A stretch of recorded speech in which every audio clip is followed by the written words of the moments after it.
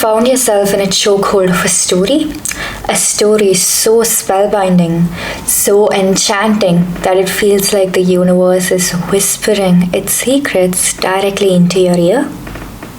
No, just me? Damn. Well, can you say yes for the point of this video?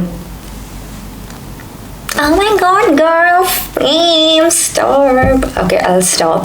That's exactly what went down when I stumbled upon Oshi No Ko. This anime isn't just your average binge watch. It's a journey through the mystery, the mythology, and the very essence of human existence. But what lies beneath the surface of this cosmic narrative?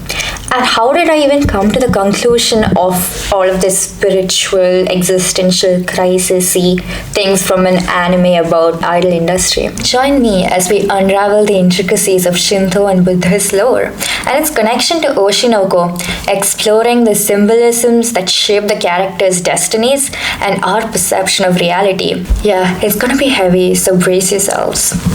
Roll the intro.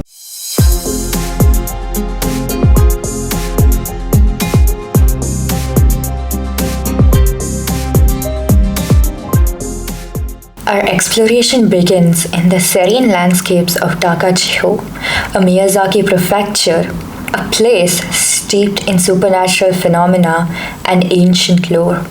Here the threads of destiny intertwine as Goro, Serena, and the reincarnated selves, Ai's children, converge. Notably, the presence of Takachiho Jinja Shrine underscores the significance of this mystical place. Something interesting to note is that Amamiya Goro's name includes the character Miya, which translates to Shinto Shrine, and Tendutera Serena's name consists of the character Tera, which means a Buddhist temple, thus creating an inevitable connection between them and the Takachiho shrine. But most importantly, this shrine is home to the sun goddess Amaterasu. How does the sun goddess play a role in Oshi No Ko? Well, in the first episode, Ruby name drops her and claims to embody her to scare Sato. So let's understand who Amaterasu is and what her role is in this tapestry of narratives. Amaterasu is the Japanese Shinto sun goddess. Her name can roughly be broken down into two kanji syllables. Ama, which means heaven, and Terasu, which means shining, thus kind of roughly translating to the one shining from the heavens. In Shinto mythology, it's believed that the creators of all kami were two divine male and female gods, Izanagi and Izanami, who emerged from the mists of time. In order to fill the void, they ended up birthing a multitude of kami, that is, gods who represented the natural world and the islands of Japan. The last of these gods being Fire, who subsequently killed Izanami, the mother, upon birth. Unable to accept the passing away of his partner, Izanagi traveled to Yomi, or the Shinto version of hell, to bring her back, but was unable to do so. Appalled that he's come in contact with the dead, he took a bath in a pool to purify himself. Upon washing his left eye, Amaterasu was born, while washing his right eye and nose birthed Tsukuyomi, the god of the seas, and Tsunanu, the god of the winds. As we delve deeper into the symbolisms of Oshi No Ko, we notice a parallel between the characters and their mythological pantheons. The star adorning Ruby's left eye mirrors the birth of Amaterasu through the left eye, while Aqua's right eye hints the connection to the god of the seas. Apart from the comedic intention, Aqua's name also hints to the god of the seas. This leaves room for a third mysterious sibling, someone who's connected to the god of the storms. And I have a feeling that we'll be introduced to this character while we unravel about their dad's history.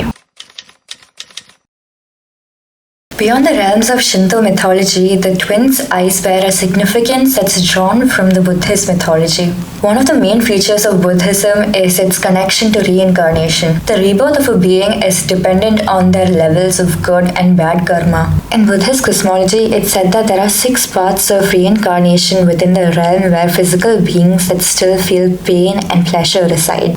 Deva, god; Asura, demigod or demon; human, animal; Preta or ghost, and Naraka, hell. And a being ascends or descends through these levels with each reincarnation, depending upon their karma or how they live their preceding life. So my assumption is that taking inspiration from the sixfold reincarnation, the eyes have a six-pointed star, which kind of reminds me of the Rinnegan eyes in Naruto, where Rinne literally translates to rebirth, hence reincarnation. By the way, side note, but I scoured through the internet to see if there's any historical backing to these Rinnegan eyes, and all I could find was about Naruto. I went down on a rabbit hole about Rinnegan eyes in Naruto, which I frankly don't mind, but I would like to know if there's any historical backing. So if you guys have any references, please link them down in the comments below. Speaking about eyes, the scene of baby Aqua deciding to take revenge is animated in such a way that it looks like crows converging together to form the six-pointed star in his eye. Coupling with the scene where the stalker ends up killing Goro, there were crows that appeared there again. I have two theories. One, crows symbolize a divine intervention. They act as a link between the earth and the divine realm, facilitating communication and connecting the two realms. So in this context, my guess is that Aqua feels like he's ordained or he is reincarnated as Ai's son for this very purpose of finding her killer and taking revenge. The second point is that encounters with crows may be seen as messages or warnings from gods, guiding individuals through difficult times or offering insights into the future.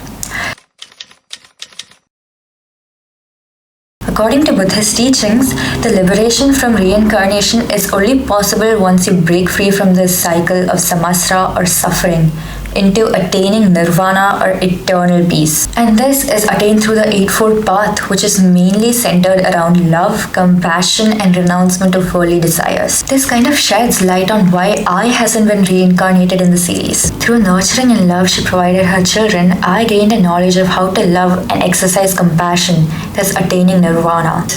This is especially seen in the final scene where the stalker ends up killing Ai. And despite that, I was able to forgive him and love him for who he is, regardless of his actions, thus indicating that she is no more attached to these worldly desires. I achieved the ultimate enlightenment, breaking free from the cycle of samsara.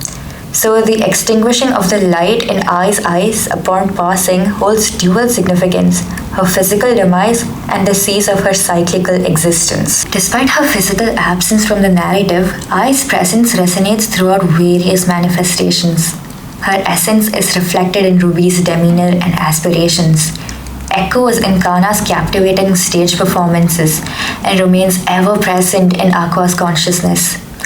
While Ai may no longer exist within the story's tangible realm, her enduring legacy persists, transcending the boundaries of physical existence. In Oshi No Ko, Ai is the central figure, embodying love, healing, and most importantly, enlightenment, representing Buddha. Buddha represents virtue and grounding, while conversely, illusion and obstacles are represented by Mara, the god of obstacles. So if my theory is correct, similar to Mara acting as the counterpart to Buddha, the twins' father acts as the antithesis to Ai, thus being the main antagonist of the story. And considering that the story explicitly states that the father could be the potential killer of Ai, it's a very safe bet to keep. Moreover, the symbolism between Mara and Buddha runs deep. The twins are a byproduct of Mara and Buddha, Ai and their father.